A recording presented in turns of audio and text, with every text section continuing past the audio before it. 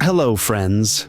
Do you have Instagram? How often do you get lost in the perfect snapshots of other people's lives? A camper van against a canyon backdrop, a kiss under the stars, romance, a couple whose love you so want to believe in. But what if that snapshot is a facade, and behind it, fear, control, and murder? Today, we're telling the story of an American woman named Gabby Petito. Young, vibrant, in love. She set off on a road trip with the man of her dreams and vanished. What followed revealed just how dangerous something that starts as a social media post can become. This is a story of a love that ended in murder, of a camper van that became evidence, and of a notebook where the killer tried to explain what he'd done. But the question remains, who figured out the truth first? The investigators, the parents, or thousands of random followers? Let's dive into the murder of Instagram blogger Gabby Petito. Gabrielle Venora Petito. To her friends, simply Gabby. She was born on March 19, 1999 in Blue Point, New York. From childhood, she dreamed of traveling. She watched travel vlogs, jotted down dreams in a notebook. After high school, she worked in a cafe, moonlighted as a nanny, and posted stories with kids. Her life was all bright tones. The internet wasn't just a window for her, it was her stage. Gabby ran a blog, planned to launch a YouTube channel, and wrote about living in the moment, breathing deeply and believing in the best. In 2019, he entered her life, Brian Laundrie. Handsome, charismatic, with similar interests. He loved hiking, nature, and talked about meditation and minimalism. They became a couple. They started a joint account. Van life. Living in a van, traveling across the country. Thousands of likes, hundreds of comments. Followers were thrilled. The picture was perfect. But what stayed out of frame? What warning signs went unnoticed in those videos from picturesque parks? Summer 2021. Gabby and Brian embark on a grand journey from Utah to Wyoming, through national parks, canyons, and lakes. They travel in a converted white van, sleeping in a tent, bathing in rivers, posting stories, and writing about mindfulness and being in the moment.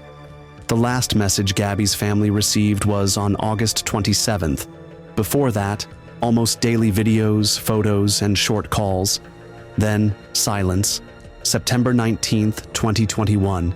Grand Teton National Park, Wyoming. A couple of hikers walk along a dry creek bed, a place few visit in September. Among the rocks and sand amidst the bushes, they find a woman's body. First, a call to 911. Then, police cars, flashing lights, a full cordon.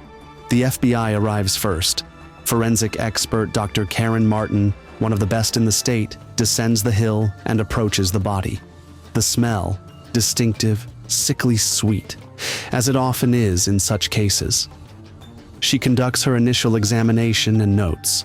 The body had been there for over 2 weeks. Death wasn't from dehydration. No signs of animal activity. This was murder. No doubt. A blow to the head, marks of strangulation on the neck, and signs of violence before death. Strangest of all, there's nothing around the body. No purse, no documents. The sun, insects, and sand. 3 silent witnesses that don't lie. They helped the investigation pinpoint an approximate time of death.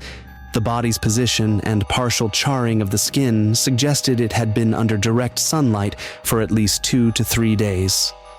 Weather records confirmed rain until August 27th, then heat. The body appeared in late August or early September. Fly and beetle larvae found in the mouth and near the eye sockets were at a specific developmental stage, about 13 to 16 days old. Entomologists marked this as a key indicator. Approximate date of death, August 27th to 30th, the exact period when Gabby went missing. Microscopic traces of fresh sand were found in her hair and on her buttocks, suggesting the body was moved but not dragged. The killer carried Gabby's lifeless body in their arms. Police search for Brian, the Instagram blogger Gabby was traveling with, but his phone is out of service. Then things get stranger. They learn Brian has been home for 2 weeks, living calmly with his parents. Police visit Brian's parents in Florida, and here's where things take a bizarre turn. The parents claim their son has also disappeared, without explanation. They simply didn't find him at home. He left on September 13th for a walk in the Carlton Reserve with a backpack, no phone, no contact, and never returned. Police search the parents' home. No traces. Nothing suggests they're hiding him. Gabby's body was found 6 days after Brian's disappearance, but she was killed, per the coroner, around August 27th. Where was Brian then? His parents insist he was home. Where's the van they traveled in? It's in the garage. Investigators open the van's door. It's spotless, as if someone cleaned it. No evidence. But then they find Gabby's phone, and on it, photos taken after the date she was presumed dead. Police ramp up pressure, interrogating Brian's parents, who stay silent. Their lawyers, no comment. So, suspect number 1 isn't caught, questioned, or charged. Who was Brian, really? The Instagram guy? Or someone far more dangerous? Or was there someone even more dangerous the police didn't yet know about? Soon, another suspect emerges. A surveillance camera near where Gabby and Brian's van was parked captures a figure, a stranger with a backpack. Later identified, he was seen near places where their van was spotted. His name, Stan Redent, a lone camper.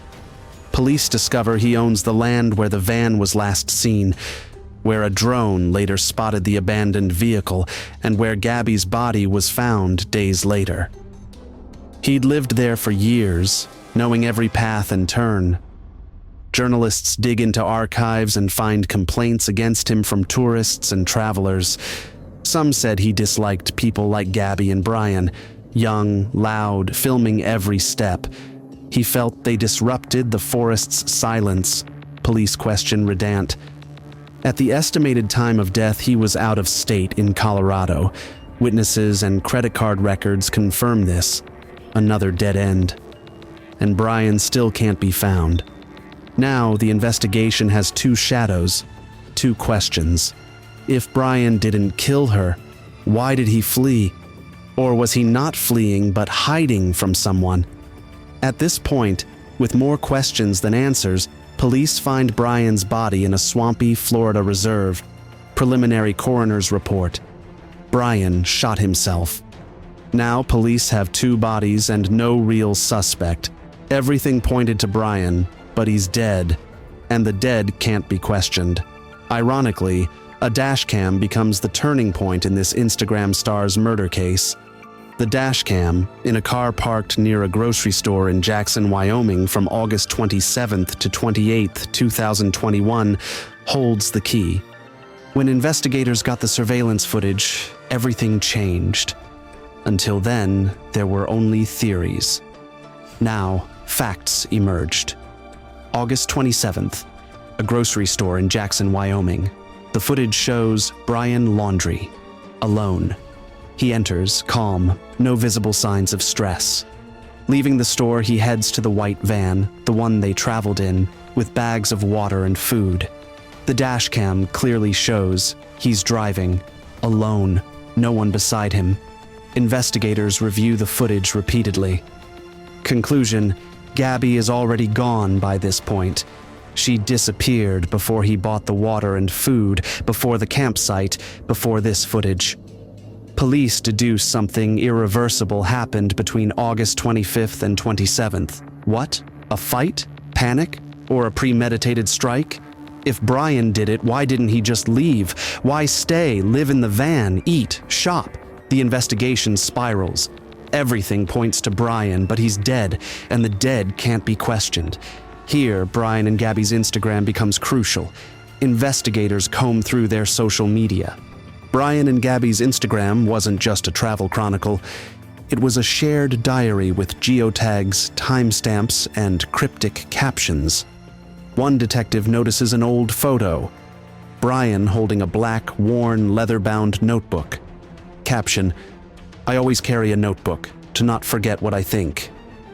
It appeared in stories and background shots with Gabby always near him. The investigation decides, find the notebook. The van had been searched twice. Nothing under the seat, nothing in the toolbox. On the third try, an investigator unscrews a panel near the van's rear, where a cable ran to a solar battery. Between two layers of insulation, they find it. The notebook, wrapped in plastic, nearly dry, nearly intact. The handwriting is his. Early pages, philosophy, eco-thoughts, diary entries. Then the nightmare begins. "I didn't mean to. I just wanted her to stop. We were yelling. She called me a loser again. I didn't hit her. I just pushed. She fell. A rock. Her head. I screamed her name, but it was too late." Pages follow where he wavers between confession and justification. "She was suffering. I saw her pain.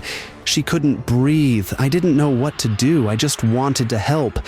I thought it was better this way." He claims she was injured after the fall and he freed her from suffering. "I loved her. I didn't want it to end like this. I just couldn't take it." The final entry, short and dry. "I can't live with this. I'm sorry." But investigators find no evidence to support his story. No signs of a severe blow, no fatal head injury. The only cause of death, strangulation. He wasn't saving her. He was killing her. The big question, he lied to the police, lied to her parents, lied to himself. But could he have lied even in his diary? Or was this his final act? After the murder, Brian stayed at the campsite, alone. Per the investigation, he spent the night in the van, near where he left the body. He didn't hide it, didn't bury it, just left. The next day, he began his journey home, paying with Gabby's bank card. Brian Laundrie's body was found on October 20th, 2021, in a swampy part of a Florida nature reserve in Sarasota County. The coroner confirmed suicide. Brian escaped trial, questioning, and the final why, but he left his version as if that were enough. Millions following the case live got neither justice nor closure. Gabby is gone. Yet likes on her photos keep growing. That's the cruelest metaphor.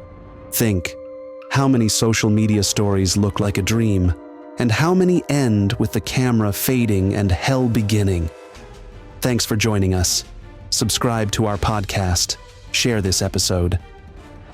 Comment, where does control begin and love end?